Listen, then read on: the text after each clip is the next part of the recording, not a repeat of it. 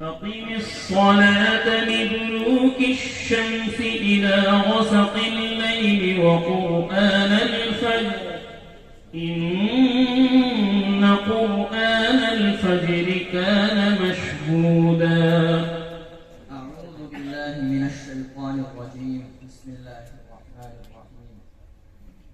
أقم الصلاة لدلوك الشمس إلى غسق الليل وقرآن الفجر إن قرآن الفجر كان مشهودا. ومن الليل فتهجد به نافلة لك عسى أن يبعثك ربك مقاما محمودا. وقل رب أدخلني مدخل صدق وأخرجني مخرج صدق واجعل لي من لدنك سلطانا نصيرا. وقل جاء الحق وزهق الباطل إن الباطل كان زهوقا.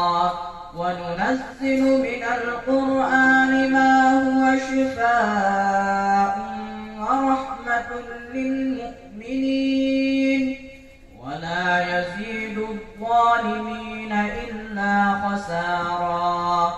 وإذا أنعمنا على الإنسان أعرض ونأى بجانبه وإذا مسه الشر كان يئوسا. قل كل يعمل على شاكلته فربكم أعلم بمن هو أهدى سبيلا. ويسألونك عن الروح قل الروح من أمر ربي وما أوتيتم من العلم إلا قليلا. ولئن شئنا لنذهبن بالذي أوحينا إليك ثم لا تجد لك به علينا وكيلا. ولئن شئنا لنذهبن بالذي أوحينا إليك ثم لا تجد لك به علينا وكيلا. إلا رحمة من ربك إن فضله كان عليك كبيرا. قل لئن اجتمعت الإنس والجن على أن يأتوا بمثل هذا القرآن لا يأتون بمثله ولو كان بعضهم لبعض ظهيرا.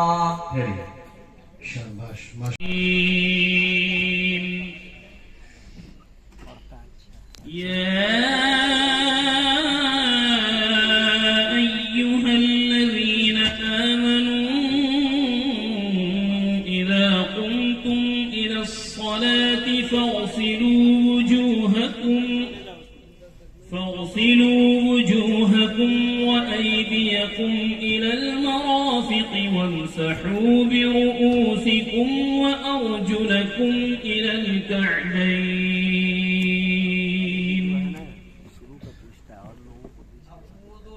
जी ये बात है कोई भी ठीक है तो ये की बात है। يا أيها الذين آمنوا إذا قمتم إلى الصلاة فاغسلوا وجوهكم وأيديكم إلى المرافق وامسحوا برؤوسكم وأرجلكم إلى الكعبين وإن كنتم جنبا فاطهروا وإن كنتم مرضى أو على سفر أو جاء أحد منكم من الغائط أو لامستم النساء فلم تجدوا ماء صعيدا طيبا فامسحوا بوجوهكم وأيديكم منه ما يريد الله ليجعل عليكم من حرج ولكن يريد ليطهركم وليتم نعمته عليكم لعلكم تشكرون